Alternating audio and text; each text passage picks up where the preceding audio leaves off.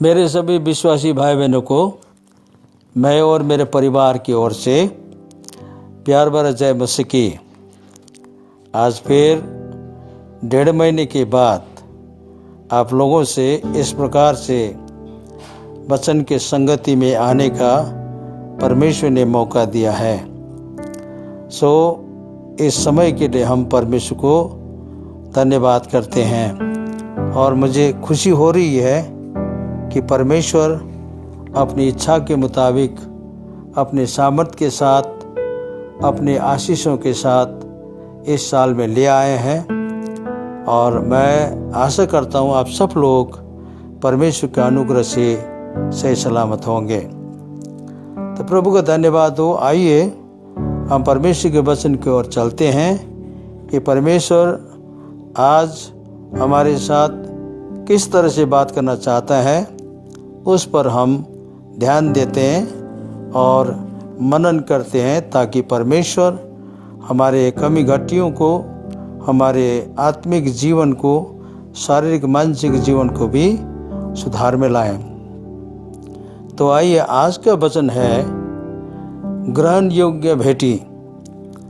आखिर परमेश्वर किस तरह के भेंटी को ग्रहण करता है और किस तरह के भेंटी को ग्रहण नहीं करता या स्वीकार नहीं करता। हम इसके लिए उत्पत्ति के 4 अध्याय के 4 से लेकर 5 पद तक पढ़ते हैं और वह इस तरह से लिखा है, और हाबिल भी अपनी भेड़ बकरियों के कई एक पहले उठे बच्चे भेंट चढ़ाने ले आया और चर्बी भेंट चढ़ाई। तब यहोवा ने हाबिल और उसकी भेंट को ग्रहण किया, परंतु कैन और भेंट को उसने ग्रहण नहीं किया। तब कैन अति क्रोधित हुआ और उसके मुंह पर उदासी छा गई। तो प्यारे भाई बहनों, हम देखते हैं यहाँ पर 2 भाई परमेश्वर के सामने अपनी अपनी भेंट लाए। हम भी परमेश्वर को कुछ न कुछ दान देते हैं। परमेश्वर किसी का दान ग्रहण करता है, किसी का नहीं करता। जिसका जीवन अच्छा होता है उसका वो दान ग्रहण करता है, परंतु जिसका जीवन उसकी नज़र में ठीक नहीं रहा और ठीक नहीं है, उसका दान परमेश्वर स्वीकार नहीं करता। इसीलिए परमेश्वर को कुछ देने से पहले हमको हमारा जीवन पवित्र बनाना जरूरी है। उसने हाबिल के भेंट को ग्रहण किया, परंतु कैन के भेंट को ग्रहण नहीं किया। हाबिल भेड़ बकरियां चराता था, कैन खेती करता था। जो इंसान जो काम करता है उसी में से वो परमेश्वर को दान देता है। नौकरी करने वाला दान में रुपया देता है, खेती करने वाला दान में गेहूँ, चावल, सब्जी और जो कुछ भी खेत में बोता है उसमें से प्रभु को देता है।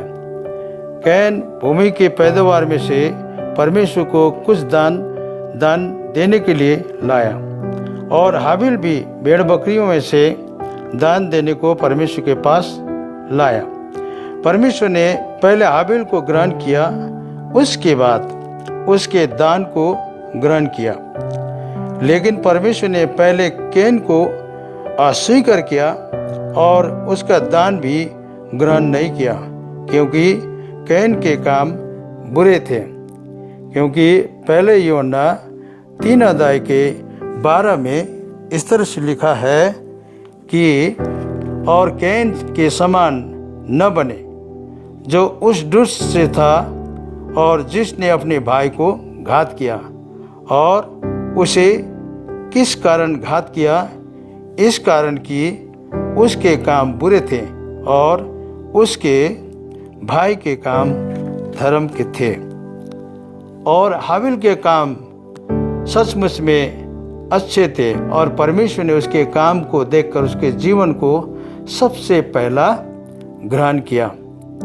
और जो परमेश्वर को उसने दान दिया है, परमेश्वर उससे खुश हुआ था और उसके बलिदान भी परमेश्वर ने उसी समय उसके जीवन ठीक होने की वजह से ग्रहण किया।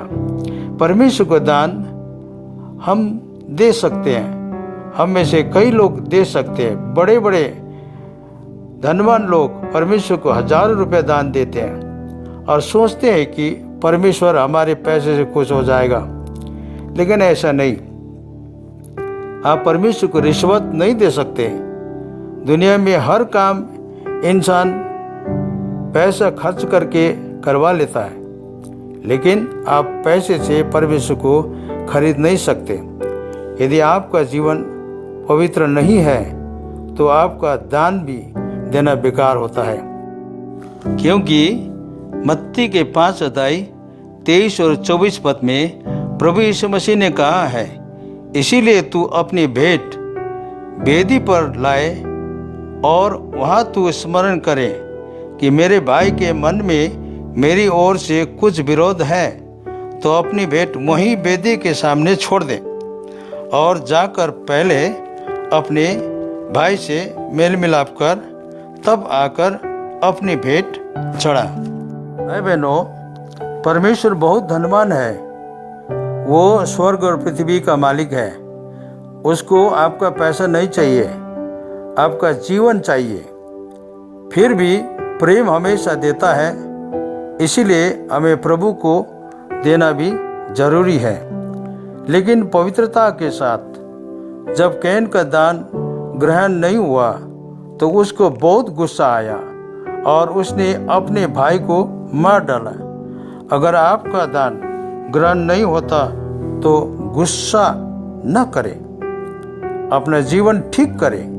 परमेश्वर कैन से कहता है कि तू भला कर तो मैं तेरी भेंट भी ग्रहण करूंगा। इसका मतलब है उसके जीवन में कोई भलाई का चीज नहीं था, दुष्टता से घिरे हुए जीवन में वो जी रहा था। इसलिए भाई को ऊपर वो क्रोधित हुआ। इसके बारे में हम उत्पत्ति 4 अध्याय के 7 में लिखा है, अगर उसके मन में भला होता तो परमेश्वर उसकी बेटी को ग्रहण करता। और इसीलिए परमेश्वर कहता है तेरे भेंट में कोई कमी नहीं है, परंतु तेरे जीवन में कमी है। आज हमको अपने जीवन को सुधारना है। हाबिल का खून जमीन में से पुकार रहा था कि मुझ बेगुनाह का खून मेरे भाई ने बहा दिया, लेकिन आज यीशु का खून हाबिल के खून से अच्छी बात कह रहा है।